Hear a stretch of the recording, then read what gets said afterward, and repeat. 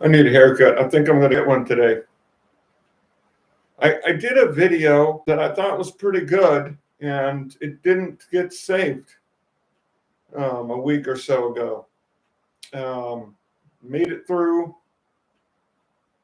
the peak season, and it was better than last year because, of course, I have more experience. Um, yeah. Um, there's things that I've done to improve. Um, I still don't like doing dismounts, but one thing I've found to make it faster for me is I crisscross the addresses. So each address, I make one vertical, the next full address horizontal. Because what I think what was happening was what would slow me down is the fingering of the mail. Well, in the cold, your fingers are cold and then they're cracked. It slows down the fingering of the mail. So you have to finger the mail anyways. So if you preset it that way, then you're just grabbing it. Just check the last envelope and then drop. And it's a lot faster. And I slide the door open. And it's like, wow, you don't have to roll up and down the window. You don't have to hang out the window. Of course, naturally, you don't drive with the door open, but when you're stuck, just slide the door open. Boom, boom, boom. Now, I don't one bundle it, but I'll crisscross both. And then it's just grab, grab, drop. You're not losing the time fingering the mail, and it makes it seem smoother and faster. So then the dismounts and the box on posts aren't so cumbersome. And it seems to have sped up my delivery on those a lot better. Um, yeah, I'm consistently doing a route in a quarter to a route and a half in a shift. Um, it's funny in this area, they're coming up with this whole idea about retention. CCAs can't work more than 10 hours. It's not really going to keep anybody on the job, to be honest with you. What it does is it winds you up. I don't milk the routes. I don't, take advantage of time like that. But now all of a sudden, it adds this extra pressure, which I like. But at the same time, it is what it is. It's not going to keep anybody there. It really, not all routes are the same. I've had a supervisor say, "Oh, all the routes have been measured. They're all 4.5 hours. You should be able to do 4.5 hours and then do a 3 hour pivot each and every day." But I mean, I consistently can get routes 3, 4, 5, and 9 done by 2 to 2:30 consistently, even on a heavy pack day. But there's another route, 15 and 6 and 11, that I'm sorry, I've tried to get it done by 2 and I just can't. I mean, I can get it done by 4 and some days 3:30, but it's just no freaking way.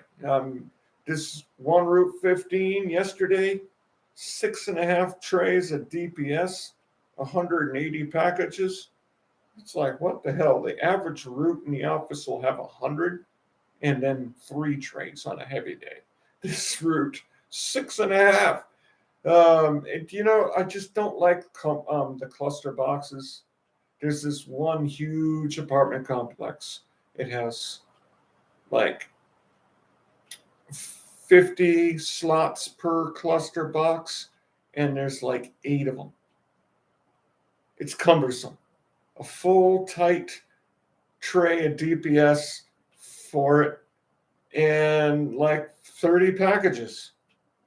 And then you have like 30 addresses of this cluster box that need door delivery, which, of course, requires setup time. What I do in that situation is, now that I know the numbers that are door delivery, I have them marked, and I take, technically you're not supposed to touch the DPS until you leave, but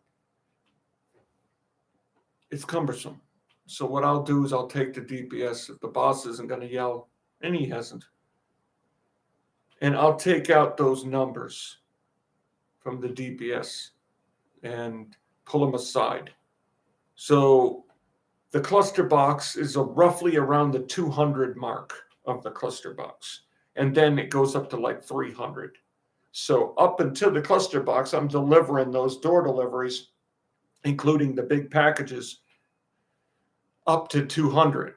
And then I'll do the cluster box, and then I'll finish off after 200, which is a more efficient way of doing it, which saves some time than when you're doing the delivery at the cluster box and setting it aside and then having to go back and forth. I mean, that's just, it's better that way, right? I mean, it's just, I think it'd be faster just to deliver to the damn door for everybody. I think it would be. I mean, I think it just would be smoother. There's one other elderly apartment complex. It's a pretty big one. It has 26 buildings, and I think there's like 12 apartments per building, and it's door delivery, and it's pretty smooth. It's like literally 8 minutes to go through all 25 buildings. It's pretty easy. You just go building to building, knocking out 2 boxes per, and it's just pretty easy. I mean, I think it's a lot smoother than a huge cluster box to have to do the packages, and then especially in the cold, man, that steel gets cold and your hands get freaking cold, man, and then they freeze. You might not be able to unlock the darn things. Cluster boxes, they're not the favorite, that's for sure. I mean, I know some supervisors are like, yeah, man, cluster boxes are awesome, all you're doing is this, but it's just not the best, not the favorite in this complex. It's a cumbersome thing, and this route takes a while to set up. Most routes, I'm out 9 to 9:30. This route, it's like 10:30, and I'm finally getting out of the office, and it sucks to be out at 10:30, 10:40. Especially on a big route like this, you want to be out as soon as possible. And when it's a big route like this, and then you're out at 10:40 when you're used to being out at like 9:30, it just, oh man, it's like you have a mountain to do, and yet you're really late getting out of the office. It's a mind game, you know. It's a mind game, dude.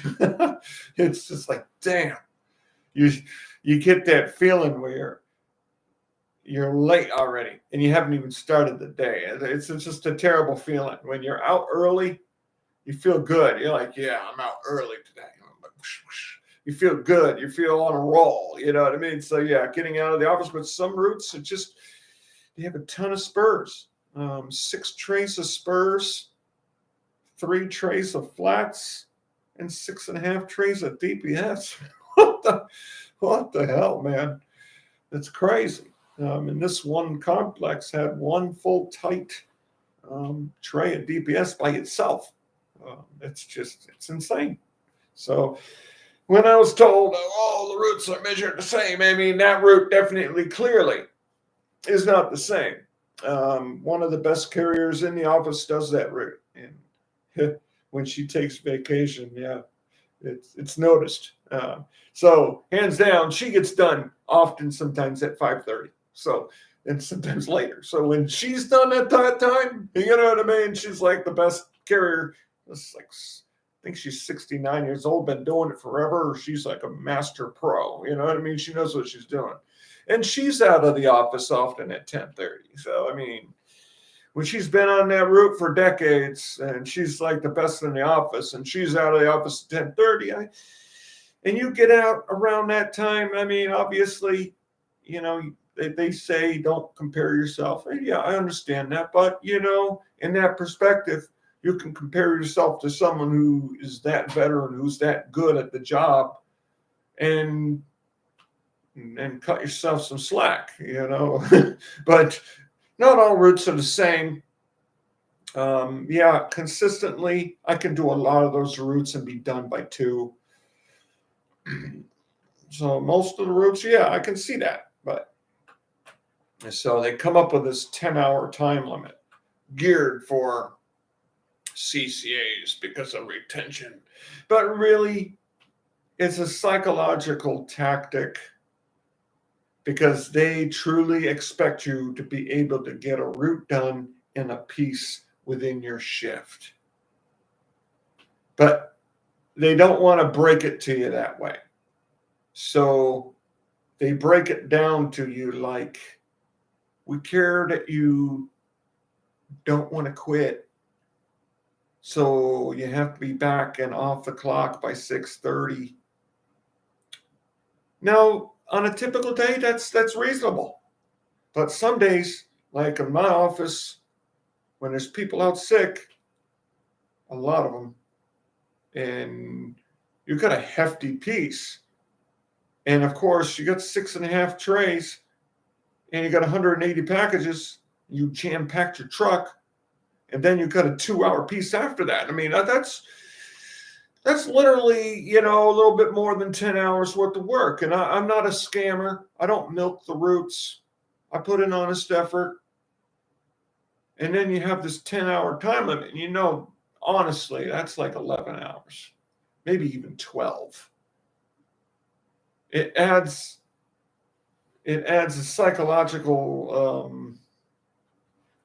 feeling.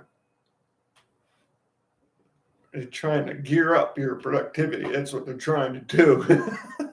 And it works because it pisses me off. What happened was I was almost done, dude. I would have been done with the route at probably 5:30, 5:45. I just almost got done with all the packages, and I was now on the easy part. And yeah, I wasn't happy about it being 4:45 and I have an hour left, but you know, considering, and yeah, the supervisor calls me. He's like, "You man, you're gonna have to break off. You're gonna just do the rest of the packages on the route," which is, it's like, darn, you're on box on post anyway. And then what you're gonna have to do is you're gonna have to break off and do the piece. And then if you're not back in X amount of time, just do packages. So I had to just deliver the rest of the packages and bring back a tray of mail, and then deliver the packages for the next piece. And doesn't make me feel good, that's for sure. It makes me feel like a piece of crap. It just, you know, would have been done at 5:45. Then I would have had that piece. Probably would have been done by 8 o'clock, 7:45, and had to be done at 7:30. When they do that, it just winds you up, and it just, I mean, you try to get better, but what can you do? You know, you put in honest effort and you do the job. So organization. You get faster, you get more accurate through organization, as I've said. You organize the truck, you start to remember the loops, then you just order the truck. What I like to do, if I know I'm going to jam pack on Sundays, I will put it in order and then make it go vertical. Put it in order, make it go vertical, like this. And then I bring everything forward. All my spurs are forward. And then as I'm delivering, I'm following the package and I bring everything forward as I'm delivering. Then I don't have to play the memory game. And then it's so much faster. Just think of the route that you would want to deliver it. And it's pretty much a good template to follow. Like when it's residential streets, it's not a big deal. You can cross the street. But when it's a big, heavy street that's really active with traffic, you want to do the evens and the odds, whatever side. So then, like, there's this Houghton Street. It's a heavily traveled road. The evens are on the right side. The odds are on the left. So it goes up the Houghton, and then you do the U-turn, and then there's Wheeler, there's Fuller, and then there's Bryant and Frederick. And then Frederick turns into Vesey, which goes all the way down. And then there's River, and then there's Houghton again. And then you can take a right on Liberty, and then there's another big road, Eagle Street. And then you can go across to Wesleyan, take a right on Prospect, take a right on Hudson, and then go across Eagle again, turn into Hall.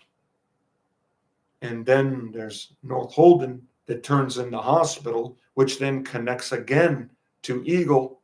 And then you can take Eagle down to River and then go all the way down River. So you can see how I'm just following a street. So what I do is I'll go up Houghton, and I will order the spurs and the packages evens up Houghton, and then odds. And then whatever's on Wheeler, Fuller, and Bryant, and Frederick. So I save a lot of time because I'm not waiting to cross the street for the traffic. And of course, as I'm delivering, I'm bringing everything forward. So you save a lot of time that way. Because you lose a lot of time waiting to cross the street. And then I have these big Route 2, the Mohawk Trail, which actually goes all the way across the country. It starts in Boston and goes all the way across. It's a pretty heavily traveled road. It goes across the New York and all across, and I think it ends in Oregon. It's really heavily traveled. There's the Williams College up north, so everybody coming through is going to come through that road. And there's not many lights on it, and people drive really fast on it. It takes a long time to have to cross that road. So I don't cross the street. So I'm naturally, the odds on that street are on the right side, the evens on the other side. So I order the spurs and the packages, odds, evens, and then I don't have to worry about that. And so you save a lot of time by the route that you designed in your head, just trying to go down straight lines. Try to minimize your back and forth and just keep on going straight. And you save a lot of time. Sunday, I got out onto the street at 10. I was done by 5, and I did 303 packages. And I didn't need to use a special app to remember anything. I didn't have to backtrack once. I even got gasoline. And yeah, because I designed a good route. I didn't have to cross the street, only on the residentials. That doesn't take much time. So yeah, it becomes easier to do when you have that template in mind of like, what kind of street is this? And then, yeah, it's better because you're saving steps. It's quicker. So that's pretty much how I've improved. Organizing the truck that way, jam packing it, and just by a horizontal order, and then making it go vertical. And then I can jam pack the truck and it's all in order. And it's faster to jam pack the truck that way and be in order. And then, of course, you're ordering it as you go and you bring everything forward, and it makes it pretty smooth. And I was doing 43 packages an hour, 43 an hour. I was happy with those numbers. And now, of course, if you want to, it was like 30, 37 if you counted the office time from 8:30. Still good numbers. I had a supervisor say they expect 20 an hour. So obviously it works. You don't need an app. Just, think of the route that you want to do. Try to do straight lines. Try to avoid crossing the street, and then just order the packages that way. Don't overthink it. And then it becomes easier, and then you don't miss as many. And I mean, when I first started, I was like, geez, I need to make a list. Oh man, I'm gonna forget. I'm gonna backtrack, and like if I knew what I knew today, geez, would be so much easier. Even if you don't know an area, you're gonna get more than 20 an hour done if you use this template. Just find a street, order the packages per street, and once you're on that street, just follow the number to the street, and then go to the next closest street, and just order by street, and by the same side, and then it'll be easier. And even if you don't know the area, the odds are you're going to be doing more than 20 an hour because you're just using that template. Follow the street and keep on trying to go straight until you can't go straight no more, and then hit the closest street. And so just order the truck by street and just follow the number. Then it pretty much you can. And then once you know the area, you're only going to get faster, right? So, I mean, and as you empty it, you're going to organize the truck better. And that's why you can ballpark it by zone and then just order as you go. You can do it that way too. There's ways. But getting out of the office in time, that route is hefty because it's just really hard to get out really quick in the office. It's really hard. It's a hefty route. So I've learned about being organized. I did basically 2 routes the other day. And I was done by 5:22. There's some routes that I'm really good on, that I really like. They're really the walking routes. I am not trying to toot my horn, but I'm good on walking routes. Ones that have minimal park points, that you can do multiple loops off a single park point. I am really good at that. And one thing that I've done is I know pretty much what I can't carry. And on this route, I know I have a zone. Now, I don't go too far ahead to drop the packages, but I know I have a zone that I'm working here, right? Well, we have 3 high rises. And then we have, after you get done with that, I like starting the day off with some cumbersome shit. And then the rest is easy. That's always the best way to do it, rather than have an easy part and then having cumbersome shit at the end.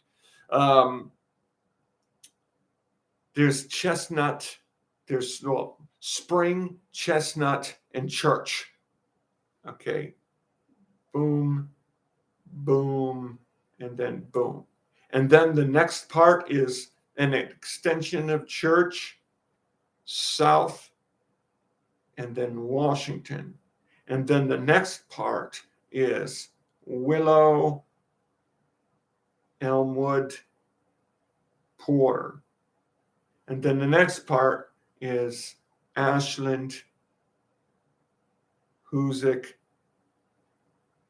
Blackington. And then you're going back up to Church, going up Church, and then up Church, and then there's an Outlook, turn around, and then to the end of Church, back, and then back and then down Davenport. And then there's this long loop from Corinth, goes this way. Then you're going back down Corinth, crossing Davenport, down Bond, and then connecting to Ashland, boom, and then going up Davenport. Voila, you're done.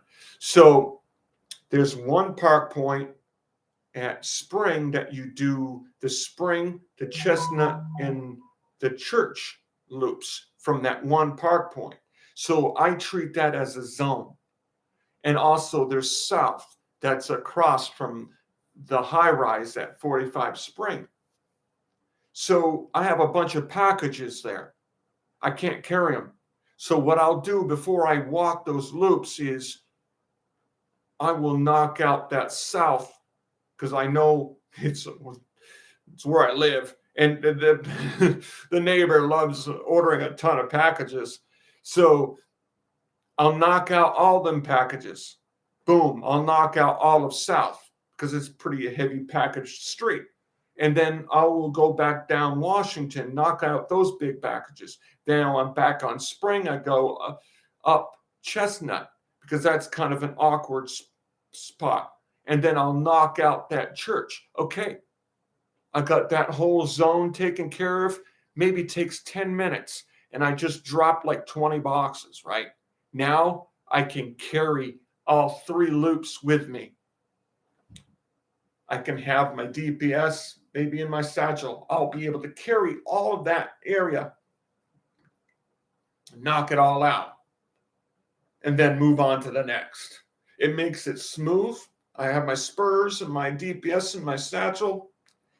I can carry all of that at once and not have to go back to the truck until I'm done with the whole area. So it's really quick. And then I go to the next. And, well, geez, I'm passing these odd addresses on Church. Well, I'm going to drop those on the way to the freaking park point. Boom, knock them out. And so now I'm at that park point. I got 3 different streets I can do off that one park point. I don't have any boxes. Boom, knock it out. And then I have my next zone. Porter, Elmwood, and now there's this little awkward part on Church, but because I know the route, I can drop those.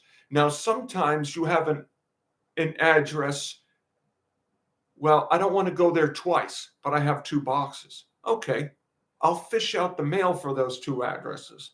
So now I don't have to do the same job twice. I knock them out. So now I don't even have to go there again in that scenario. So you get more efficient by viewing it as a zone like that. And then it becomes smoother. It becomes smoother to have 149 packages that day and still get done by 2:15 because I treat it that way. So I'm not doing awkward turnarounds. I'm not doing awkward stuff to get rid of these packages. So that's the way I view it. And that's the way I pretty much practice that route. And it's a 10-mile walking route. Steps, it's about 10 miles. So yeah, I can knock that route out by 2:15 and then freaking have half or more than half another route that I do. It's pretty smooth that way too. And so, yeah, those kind of routes are really, really good routes for me. I like those routes. Those are the routes that are smooth for me. And yeah, it's good. So yeah, that's a good way to think about it. Once you get to know a route, you get to start to think this way, you'll become smooth. And then when you have a crazy amount of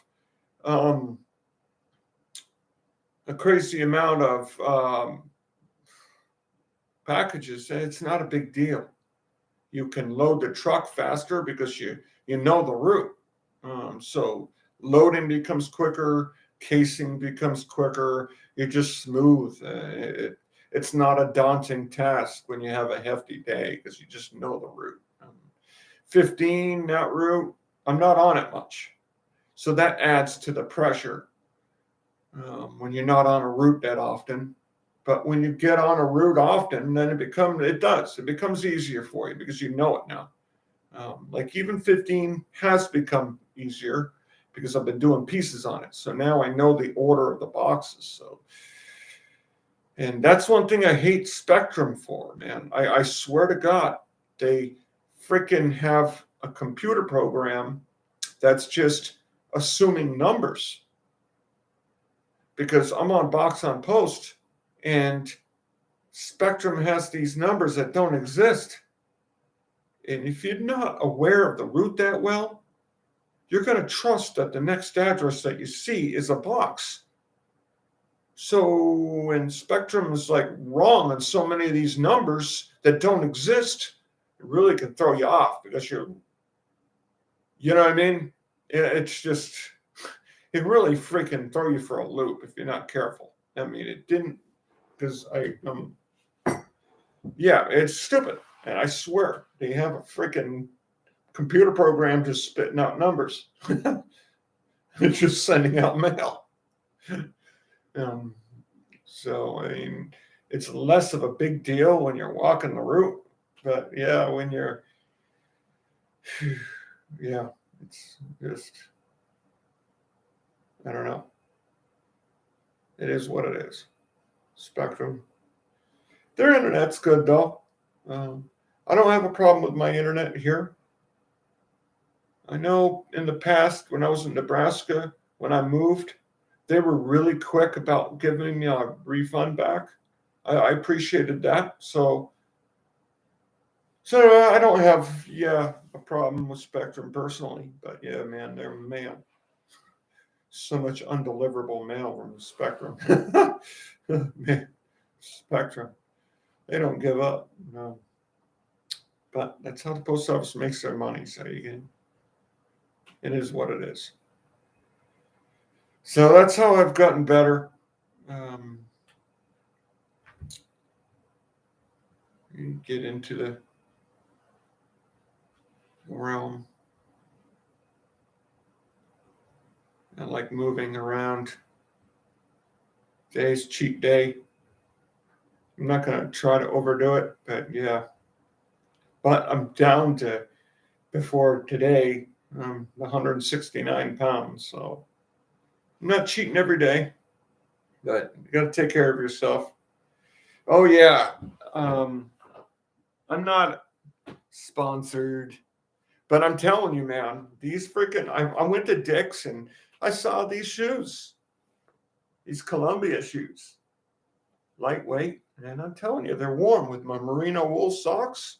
They're freaking good. Now, what I did was I put the Dr. Scholl's insoles in. You know, I swear by the Dr. Scholl's insoles, really turns the shoe around.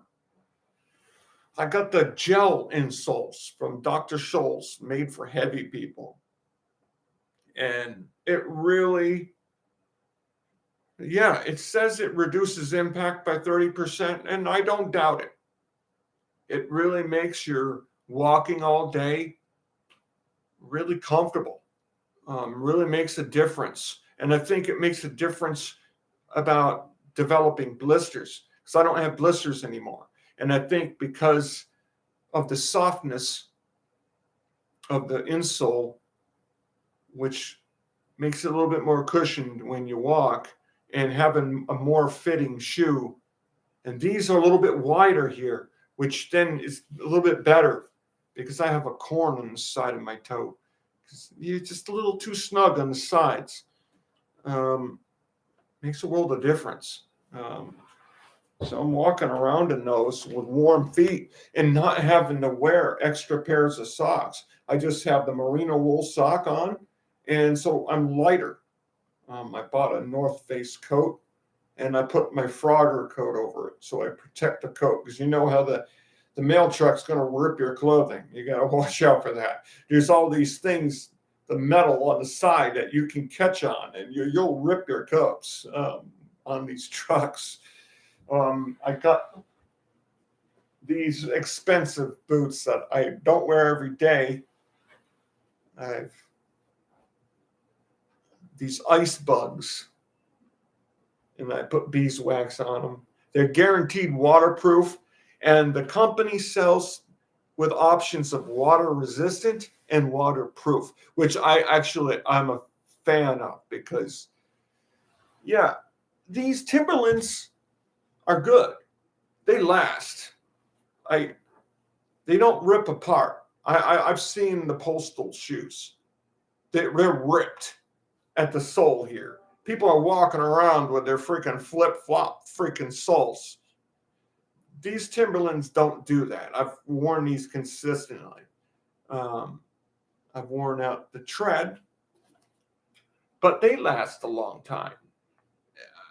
So the Timberlands for $100, they're a good shoe, but they say they're waterproof just like all the other ones. They're water resistant.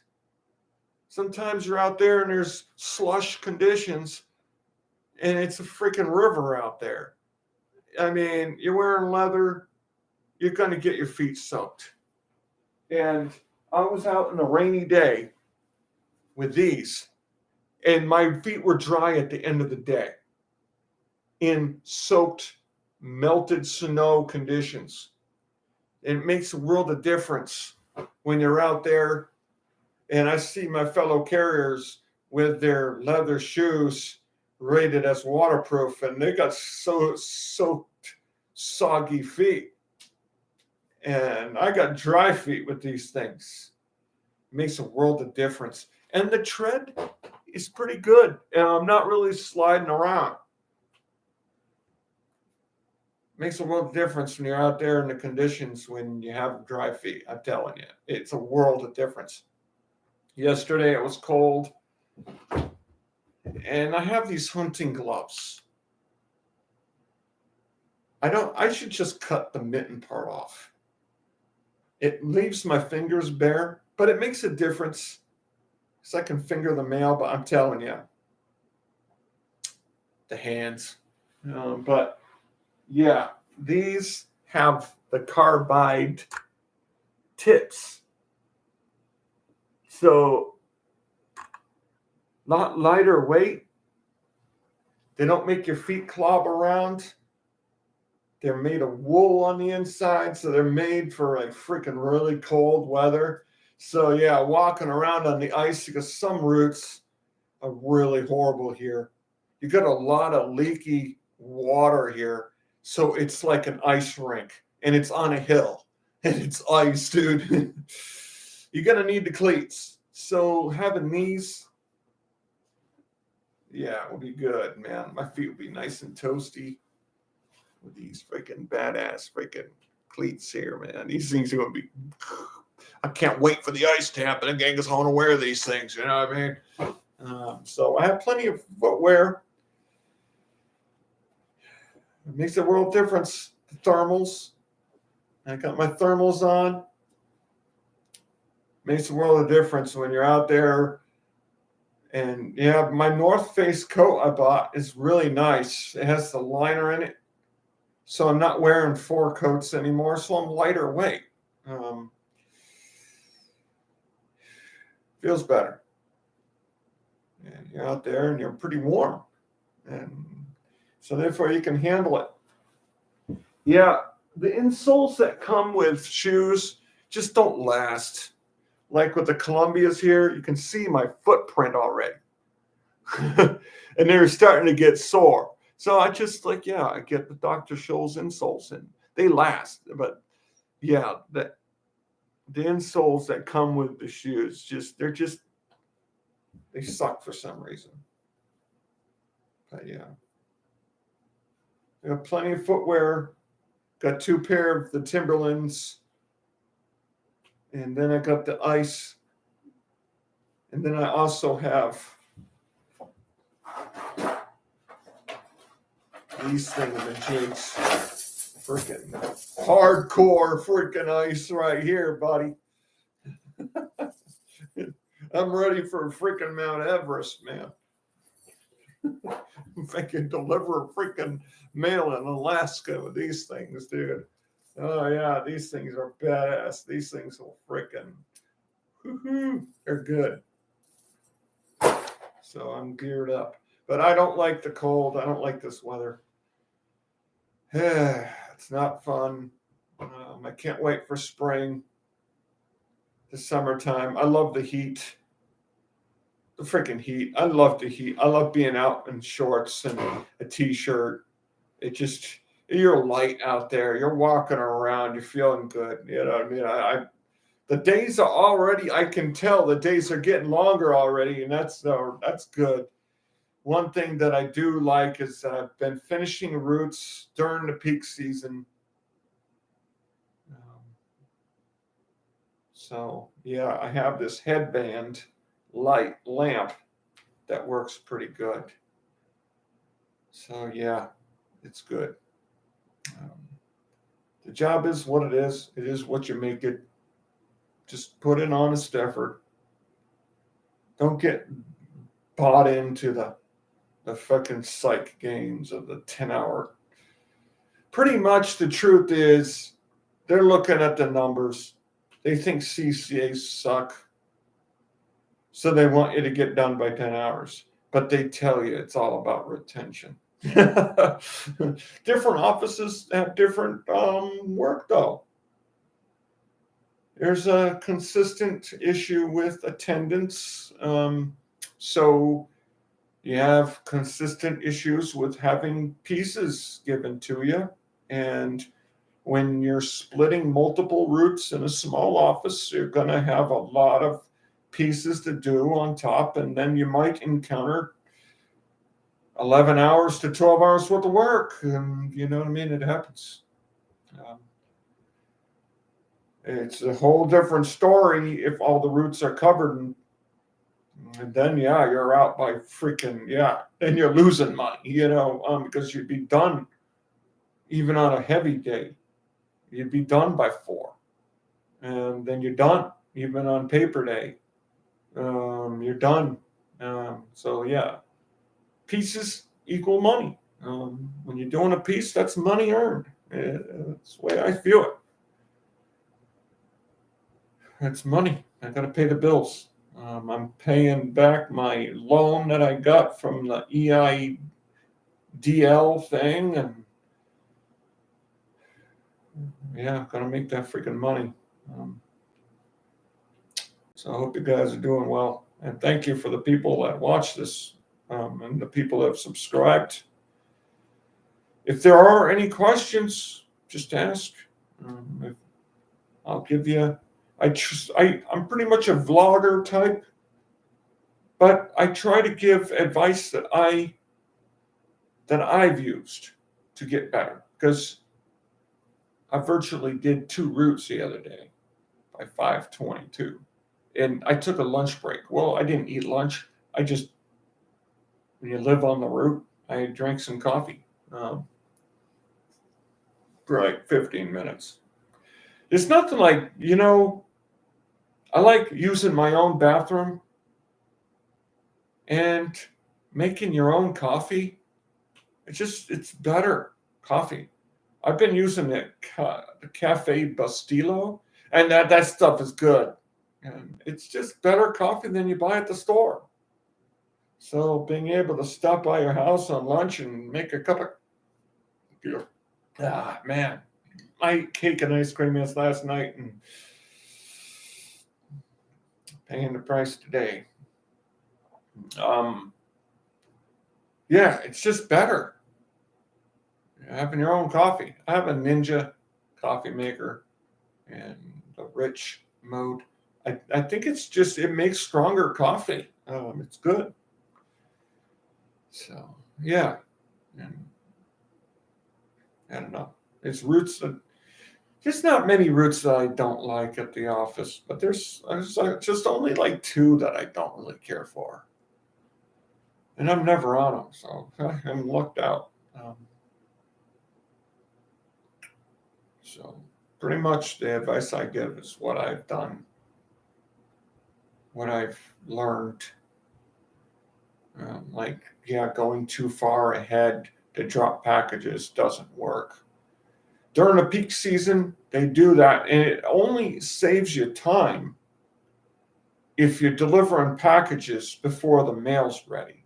If the mail's ready, you're not saving time by running the packages, because then you're going to have to travel that area again anyway. So you're not saving any time.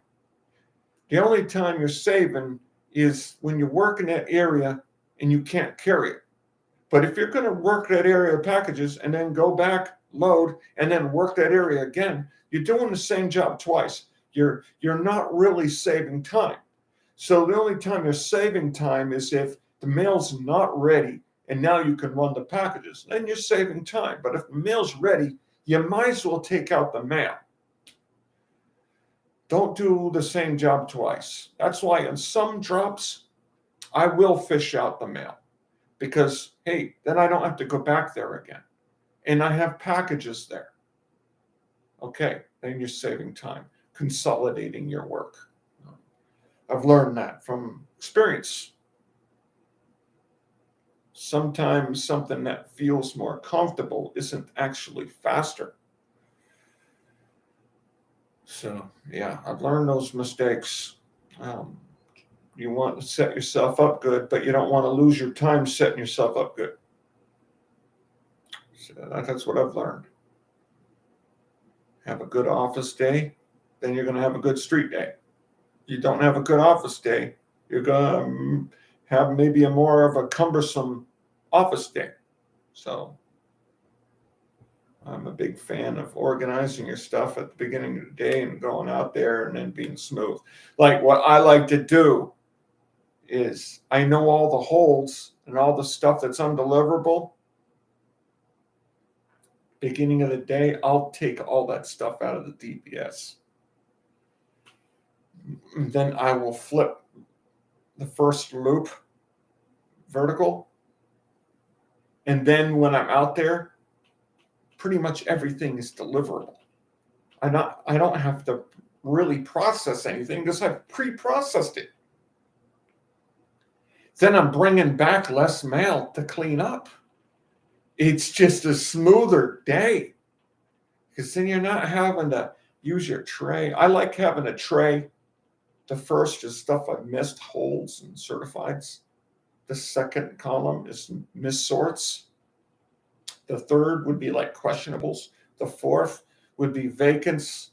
The last is like UTFs. So then as I'm working the route, I categorize it. And then I have a separate bin for UBVM stuff.